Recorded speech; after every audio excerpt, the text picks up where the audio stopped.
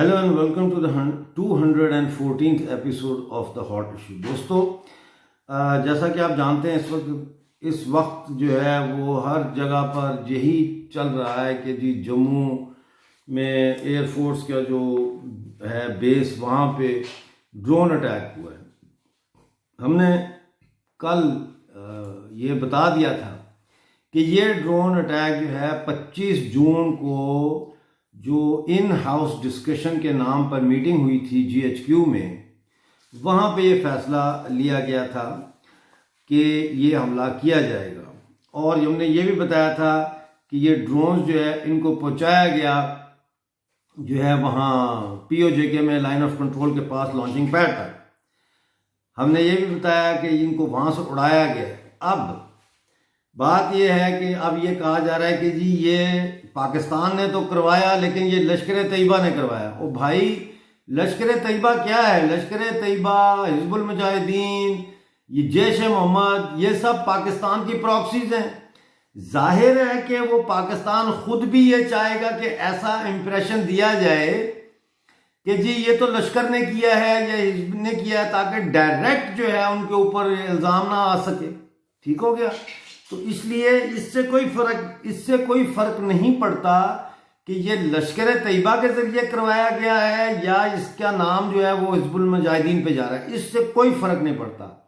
Bottom line ये है कि ये पाकिस्तानी मिलिट्री की मनूवर थी, उनकी ये प्लानिंग थी और उन्होंने ही इसको ब्रिगेडियर नोमान जो है उसके जरिए एग्जीक्यूट करवाया।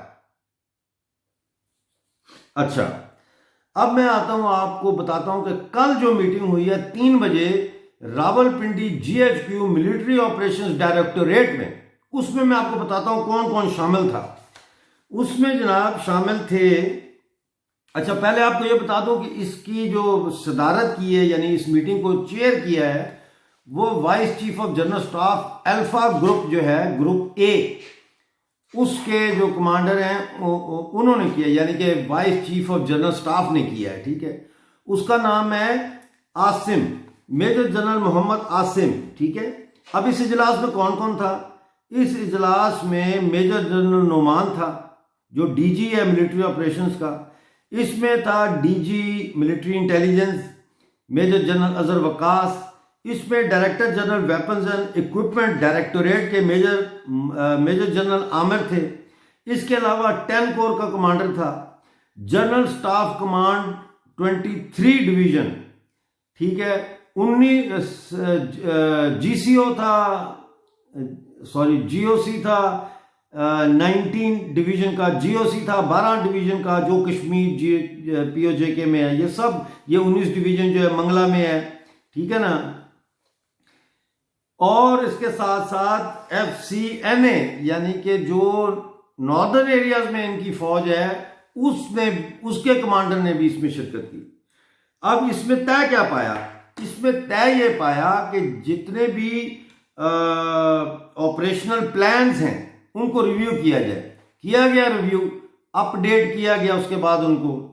उसके बाद एक बहुत अहम वहां पे फैसला किया गया नाजरीन, और ये मेरा चैलेंज है पाकिस्तानी मिलिट्री को, ISPR को, जनरल बाजवा को, जनरल अजहर वकास को, जनरल नोमान को, समझे ना, इन सब को मेरा चैलेंज है कि मुझे गलत साबित करके बताएं। आए मीडिया पे कहीं ये गलत बयानी है, ये ऐसा कोई मीटिंग नहीं हुई और ये फैसले नहीं हुए। ये नहीं कर सकते ऐसा। फैसले क्या हुए मैं आपको बताता हूं। फैसले क्या हुए? फैसला ये हुआ कि जो भारत के लाइन ऑफ कंट्रोल और इर्द गिर्द जो फौजें हैं उनको जंग की सूरत में तैयार रहने का हुक्म दे दिया गया है। जी हां, जंग की सूरत में उनको तैयार रहने का हुक्म दे दिया गया है। इसके अलावा आर्टिलरी जो है, आर्टिलरी जो तोपें हैं, गन्स जिसको कहते हैं आर्टिलरी गन्स, उनको भी रेडी रखने का हुक्म दे दिया गया है। ठीक है, और एक और तीसरी चीज कि भारी तादाद में एम्यूनिशन इस वक्त जो है, कल रात से मजीद एम्यूनिशन पहुंचाया जा रहा है लाइन ऑफ कंट्रोल के फॉरवर्ड पोस्ट के ऊपर। ठीक है जी, तो ये फैसले वहां किए गए। अच्छा, उसके बाद आपको मैं बता चुका हूं कि जो कमांडर हैं, सॉरी जो ये हैं, क्या नाम है इनका, ब्रिगेडियर इरफान, जो 505 अनमैन्ड एरियल व्हीकल ब्रिगेड के कमांडर हैं, उनको भी बुलाया गया, उनको भी GHQ में बुलाया गया और उनको कहा गया कि आप अब अपनी प्रॉक्सीज के जरिए जो है उसके शेडो में आप ड्रोन्स हमलों को बढ़ाएं।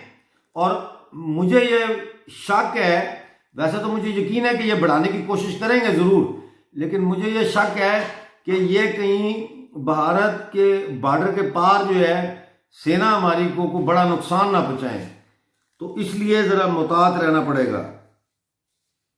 अच्छा, फिर उनको ये टास्क दिया गया है, ये टास्क जो है ये मेजर 23 डिवीजन के GOC major general Shahid Imtiaz जो है, इसको ये टास्क दिया गया है, इस बंदे को ये टास्क दिया गया है कि आप फौरी तौर पर जो है तालिबान को इन्फिल्ट्रेट करें वादी में, ताकि वो हिट एंड रन जो है वो हिट एंड रन अटैक्स कर सकें भारतीय सेना और सिक्योरिटी फोर्सेस पे। अब हो क्या रहा है, हो ये रहा है कि पाकिस्तान बुरी तरह से फेल हो गया है वादी कश्मीर में एक मास मूवमेंट जनरेट करने में, और उसकी कई वजूहत हैं जिनको हम यहाँ ज़ेर बहस नहीं लाते, क्योंकि हम इस वक्त स्ट्रेटेजिक बात कर रहे हैं, टैक्टिक्स की बात कर रहे हैं, पाकिस्तान के टैक्टिक्स की।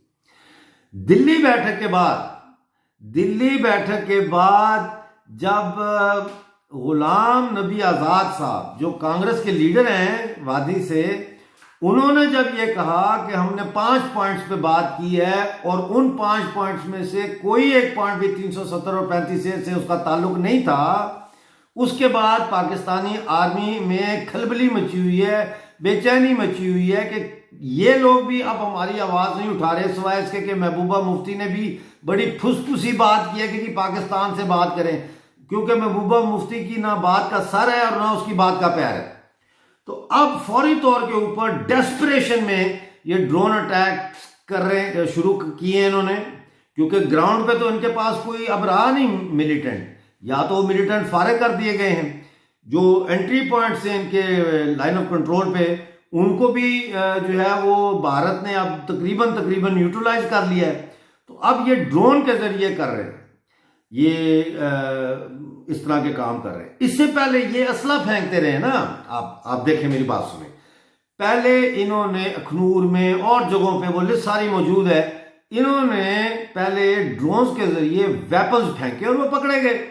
तो वो इनका तरीकाकार भी फेल हो गया कि ड्रोन्स के जरिए ये वेपन्स भेजें अपने जो वहां पे इनके फैसिलिटेटर हैं, जो स्लीपिंग सेल्स में बैठे हुए टेररिस्ट हैं जिहादी, उन तक वो असला उस तरह से भी नहीं पहुंच सकता था।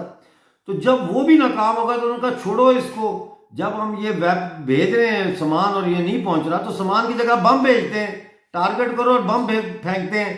लोकल एरिया में इन्होंने अब कोऑर्डिनेट किया। देखिए, अब मैं आपको एक बात बताऊं, मेरे पास कोई सैटेलाइट तो नहीं है कि मैं सैटेलाइट से एक इंच की जो है वो मनूवरिंग इनकी चेक करूं, ठीक है ना। मेरा जो इंटेलिजेंस नेटवर्क है वो सिर्फ इतना ही कर सकता है कि आपको ये इंफॉर्मेशन दे कि ये फैसला हो गया, जैसे मैंने बताया अब ये फैसला हो गया कि आर्टिलरी गन्स को तैयार करें, एमुनिशन पहुंचना शुरू हो गया है, कमांडर्स को फॉरवर्ड पोर्ट्स को अलर्ट करने का और जंग के लिए तैयार रहने का हुक्म दे दिया है। मेरा ये थोड़ा काम है, ये छोटा काम है। तो अब आगे जो है वो फिर ये दूसरी लोगों का काम है जिनके पास ये वसाइल हैं कि वो सैटेलाइट से और स्पाई जो नेटवर्क होते हैं टेक्निकल यानी टेक्नोलॉजी से रिलेटेड, उनके जरिए वो ये पता करें कि भाई अब आगे क्या इनकी है सिचुएशन। क्योंकि इंडिया में तो मेरे स्पाइंग नेटवर्क नहीं है ना, इंडिया में तो मेरे रेडियो मालिया के नुमाइंदे नहीं है जो वहां से मुझे इतला दें और फिर मैं दोनों को जोड़ के तो एक किस्से को क्लियरली देखूं। लिहाजा जब मैंने ये खबर कल दी है आपको कि पाकिस्तान ने यहां से ये मीटिंग 25 को हुई, ये लोग उसमें शामिल थे, ये ब्रिगेडियर है जो कमांडर है इस ड्रोन ब्रिगेड का, इन्होंने यहां से यहां पे ड्रोन पहुंचाए हैं, उसके बाद वहां से वो उड़े हैं। अब वो जब उड़े हैं चूंकि वो छोटे ड्रोन हैं, उड़ के वो किसी लश्कर तैयबा के हाइड आउट में पहले गए और फिर वहां से दोबारा उड़ाएं, this is not my concern, this is not my मेरा ये वो है ही नहीं पता चला सकने की मेरे पास टेक्नोलॉजी नहीं है। ये तो आप उस पार टेक्नोलॉजी आप वो खोल लगाए, लेकिन यहां से हमने इंफॉर्मेशन दे दी है कि यहां पे जो है पाकिस्तान आर्मी क्या कर रही है। और इसलिए मैं कहता हूं कि भारतीय सेना के जो highest of the highest command है उसको इस वक्त द हॉट इशू के हमारे प्रोग्राम रेडियो मालिया जो है इसको बड़े गौर से फॉलो करना चाहिए। हो सकता है कि किसी वक्त हमारी इंफॉर्मेशन 19-20 आगे पीछे हो जाए या कोई डिसइंफॉर्मेशन हम तक पहुंच जाए, जो कि पाकिस्तान आर्मी हमें सबोटाज करने के लिए कोई डिसइंफॉर्मेशन भी दे। लेकिन उसका मतलब ये नहीं है कि आप रेडियो मालिया और द हॉट इशू की मेरी जो फाइंडिंग्स हैं जिनको मैं शेयर करता हूं उनको बिल्कुल इग्नोर कर दें।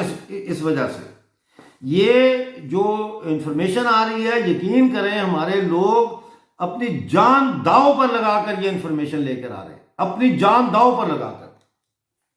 तो इसलिए इस को आप देखें।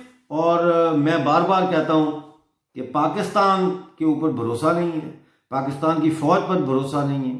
लश्कर तैयबा को जैश मोहम्मद के 4 कमांडर मार देने से बात नहीं बनेगी। इन कमांडरों का जो सरदार है, जब तक उसके साथ जो है ना वो जिसे कहते हैं ना पंजा नहीं लड़ाएगा, ऐसे पंजा नहीं लड़ाएगा जब, और उसको हम जेर नहीं करते, यानी पाकिस्तान को जेर नहीं करते। पाकिस्तान को जेर करने के लिए क्या करना चाहिए आप बताएं मुझे, मैं आपसे पूछ रहा हूं, आप मुझे बताएं क्या करना चाहिए। अगर आप हों जिसके पास ये ताकत हो कि वो पाकिस्तान को खत्म कर सकता है तो आप क्या करेंगे? आप सबसे पहले बलोचों को असला देना शुरू करेंगे। मेरे पास पूरी इन्वेंट्री आ गई है, लिस्ट आ गई है जो बलोच कर्मचारियों ने मुझे पहुंचाई है कि हमें फौरी तौर पर यह असला चाहिए। अब मुझे आप बताएं मैं वो इन्वेंट्री लेकर कहां जाऊं? हालांकि वो कोई इतनी महंगी नहीं है, वो तकरीबन 100,000 पाउंड्स के लगभग में वो उनकी चीजें आ जाती हैं। लेकिन मुझे ये बताएं कि मैं वो लेके, ना मेरे पास पैसे हैं, ना मेरे पास कोई दुकान है जहां से मैं जाके खरीद के लाऊं, तो वो इन्वेंट्री मैं कहां लेके जाऊं, किसको दिखाऊं, किसको बताऊं? रास्ते भी हैं, असला बलोचों तक पहुंचाने का रास्ता भी है, सारा कुछ है हमारे पास। लेकिन प्लीज देखिए ये वक्त बड़ा सेंसिटिव है, तो इस वक्त पहला काम तो पाकिस्तान को ख़त्म करने के लिए ये है कि पाकिस्तान ने जिन लोगों के ऊपर कब्जा किया है, जिन ज़मीनों के ऊपर, जिन मादनियात के ऊपर, जिन पहाड़ों पे कब्जा किया है, जिन दरियाओं पे कब्जा किया है, उन दरियाओं को उनसे छुड़ाकर उन लोगों के हवाले किया जाए जो उसके असल मालिक हैं, बलोच। यही काम सिंध, अभी देखिए रेडियो मालिया ने पहली दफ़ा ऐसा प्लेटफॉर्म मुहैया किया जिस पे बलोच, सिंधी, पश्तून, जम्मू कश्मीर पाकिस्तानी कब्जे वाला और गिलगित बल्तिस्तान पाकिस्तानी कब्जे वाला, इन सब की एक साइनर्जी कर दी, इन सब को इकट्ठा कर दिया एक प्लेटफॉर्म पे। यानी अब आप रेडियो मालिया जो भी सुनता है, बलूचिस्तान में सुनता है तो उसको ये पता है कि अब सिंध में क्या हो रहा है, सिंध में सुनता है उसको पता है बलूचिस्तान में क्या हो रहा है, जो पीओजेके में बैठा है उसको पीओजीबी का पता, पीओजीबी वालों को पीओजेके का पता। क्योंकि एक इलाके की खबर एक इलाके के अखबार में ही छपती है, वो दूसरे इलाके के अखबार में नहीं छपती। गिलगित बल्तिस्तान की खबरें पीओजेके में नहीं छपती, पीओजेके की खबरें जो हैं वो गिलगित बल्तिस्तान के अखबारों में नहीं छपती। इसलिए रेडियो मालिया इतना इंपॉर्टेंट हो गया है। तो आप सब मेरा साथ दे रहे हैं, थैंक यू वेरी मच। लेकिन पाकिस्तान को ख़त्म किए बगैर जो है ये लश्कर तैयबा और ये जैश मोहम्मद शम्मद जो है ना, ये ड्रामा है सब। ये हमने इधर इतने पकड़ लिए, इतने मार दिए, इससे बात नहीं बनेगी। हमारे सेना जो है, भारतीय सेना के जवान लाजवाल कुर्बानियां दे रहे हैं, लाजवाल कुर्बानियां दे रहे हैं। किसके लिए? भारत के लिए, सनातन धर्म के लिए, उस इंडियन सिविलाइजेशन की रक्षा के लिए जो इंडोनेशिया और पता नहीं कहां कहां तक फैली हुई थी। तो प्लीज़ रेडियो मालिया और मेरे इस चैनल को सब्सक्राइब करें और शेयर करें, और क्या कहते हैं वो बेल आइकन को दबाएं। सब जिसकी भी मैं वीडियो देखता ना उसको यही टेंशन होती है, सबसे पहले वो कहता है मेरे इस चैनल को सब्सक्राइब कीजिए, शेयर कीजिए और बेल आइकन को ज़रूर दबाइए। तो मुझे भूल जाता है, क्योंकि मेरी ज़्यादा कंसंट्रेशन जो है वो इस पे होती है कि जो बात करनी है वो की जाए। और मैं जानता हूँ कि आप लोगों को अगर मेरी बात अच्छी लगेगी और मेरी बात में वजन होगा तो आप खुद ब खुद इसको शेयर भी करेंगे, सब्सक्राइब भी करेंगे और बेल आइकॉन को दबाएंगे भी। Thank you very much. अपना बहुत सारा ख्याल रखिए।